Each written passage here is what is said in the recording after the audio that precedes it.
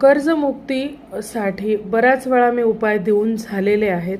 त्याच्यातलाच एक उपाय असा आहे की अतिशय कर्ज जर का झालेलं आहे आणि मार्ग सापडत नाही आहे, तर अशा वेळेला शंकराचार्यांनी लिहिलेलं कनकधारा स्तोत्र जे आहे ह्याचे पाठ करावेत. मात्र कोणतीही गोष्ट करताना त्याला अधिष्ठान हवं. तर ते कशा पद्धतीने पाठ केले पाहिजे तरच तुम्हाला त्याचं फळ प्राप्त होईल.